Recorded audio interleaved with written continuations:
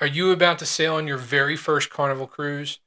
Before you go packing those flip flops and sunscreen, you're going to want to watch this video to find out what are some of the biggest mistakes brand new first time cruisers make on Carnival Cruise Lines.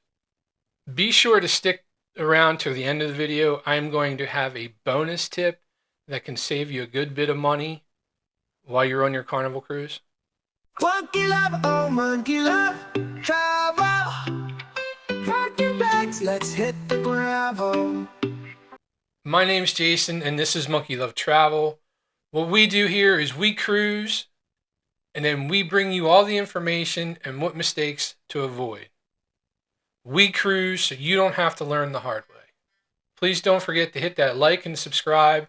Please also hit that alarm bell so that way you can stay informed of any future cruise tips videos that we have coming. And believe me, we have a lot coming. So today I've got my top 10 mistakes first-time Carnival cruisers make and how to avoid them. Number one is got to be skipping the online check-in. You want to make sure 2 weeks before your Carnival cruise that you are going online and checking in. That is very important. It'll save you a lot of time once you get to embarkation day. Depending on what kind of person you are, if you are a person who likes to get someplace early, and maximize your amount of time, then, choosing an early login an early check-in is going to suit you. If you're someone who likes to, would prefer to immediately be able to go to your cabin and drop off whatever carry-on bags that you have, then possibly checking in later would suit you better.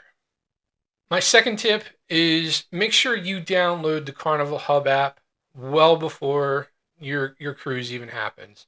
My suggestion is, honestly, as soon as you book your cruise, go ahead and download the Carnival Hub app. If you can find it in the iPhone, the Apple Store, or you can find it on the Google Play Store. The app is going to allow you more features once you're on the ship, but you should download it ahead of time, because if you don't get the Wi-Fi package when you're on board, then you're going to have a hard time downloading it, and it really is a major resource to enhancing your cruise once you're on your cruise. Number three, and this is kind of a big one, and it's showing up either too early or too late for your check-in time. If you are too early, they're gonna either turn you away or make you wait until your time, and then you're just kind of stuck waiting around. But if you time it right, things will go a lot smoother. My suggestion is, if you are being dropped off, or if you're getting a ride over, however you do it, whether family, friends, or your Uber or lifting, plan maybe getting there 10-15 minutes early. That way you have time to check off your bag, drop off your bags at the porters. Always, by the way, always tip your porters. And then, then you can make your way over to where the check-in begins. If you are driving in and you're going to have to pay for parking, and you're going to wait a little bit to get to parking, I would suggest anywhere from 20 to 30 minutes early, depending on your port. So make sure you research your port a little bit too. Number four, this one gets a lot of first-time cruisers, and that's packing prohibited items. You want to make sure that you know what you can and can't bring.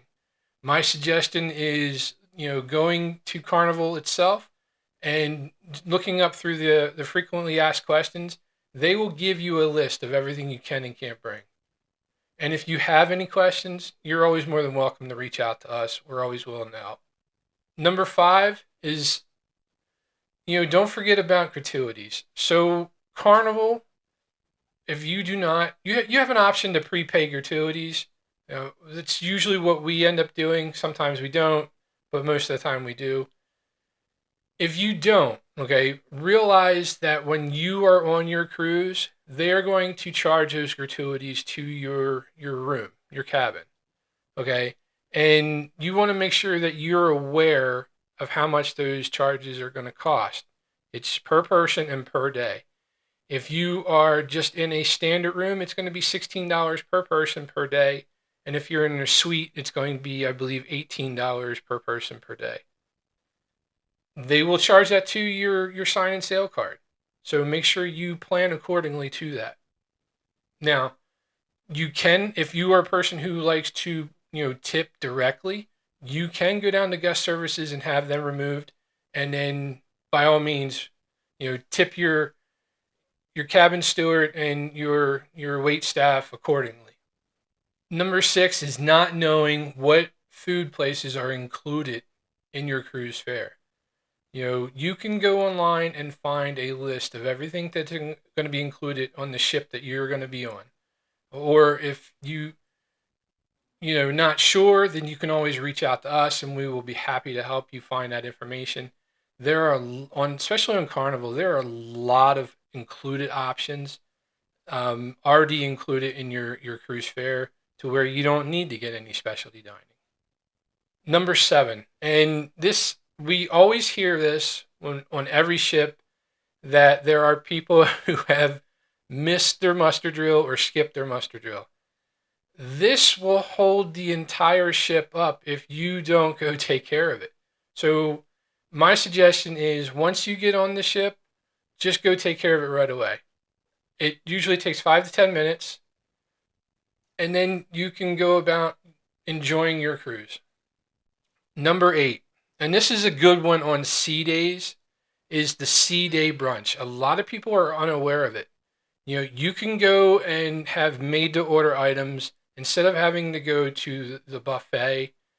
It is a great, great breakfast. I suggest looking into it and enjoying the sea day brunch. Number 9. Okay, this is kind of important, just because you're going to get a sign and sale card. Okay, that card is going to be the key to your room. It's going to be what you use to put in the casino, machines to play. It's basically your key and credit card for everything while you're on the ship. Bring some sort of lanyard, wrist strap, or whatever that you can attach to your sign sale card. That way you can keep it on your person at all time. They are very easy to lose, and yes, you can go to guest services and have it replaced, but it's usually a pain in the butt. So bring some sort of lanyard, wrist device, or however you like to keep track of, a credit card size ID. It's your key card, it's your credit card, it's your all-in-one. It's your sign and sale card. I mean, there's no better way to put it. It's your everything card. So make sure you have a way to keep it on your person. Number 10, and this is one we hear a lot, is assuming that all the drinks are free. They are not, okay? What is included is water, tea, basic coffee, and non-hand squeezed juices. You can get these at the buffet. There are certain drink stations throughout the ship you can get to them. You can have water, refilled in a cup or whatever. At bars, they'll do all that for you. But soda, water bottles, specialty coffees, alcohol are not included. So they do offer drink packages for these things. We suggest you look into them if you are a person who likes to enjoy adult beverages. Now keep in mind, Carnival does restrict you to 15 adult beverages per day, even if you have bought the full drink package. All right, so that's my 10 best mistakes first-time Carnival cruisers make. What I want to give you here now is one of my better tips for saving you some money. So a lot of people always ask about excursions. You can absolutely book excursions through Carnival. We do. But what you also need to know is there are some very good third-party apps out there that you can also book through that can potentially save you a lot of money. Now, keep in mind, when you are doing these, there is no... Carnival offers, if you miss the ship and you're on one of their excursions, they will wait for you. Unfortunately, with most other third parties, excursion companies, they won't offer that. Now, there are companies like Shore Excursions Group that will offer a back to ship guarantee, and if for some reason they don't get you back to the ship, they will, cover the cost of getting you to the next port or wherever to meet your ship. All right. So make sure you're doing research and keep those in mind. Like I said, we will do both. We've used Viator, we've used shore excursions, and we've also booked through the ship. So it's whatever you feel comfortable with. So that's your breakdown of my top 10, mistakes first time Carnival cruisers make. Trust me, avoiding these mistakes is really going to help save your cruise. It's going to help you enjoy your cruise. So please don't forget to give us a like, hit that thumbs up button, go ahead and subscribe. It's honestly the best way to help the channel out, and hit that alarm bell so that you can be included on our future cruise content that we will be, releasing. We try to release a video once a week. And then, you can also check out the video that's on screen now of, the 5 surprising things we learned on our very first embarkation day. So until next time, seize the day. Monkey love, oh monkey love, travel.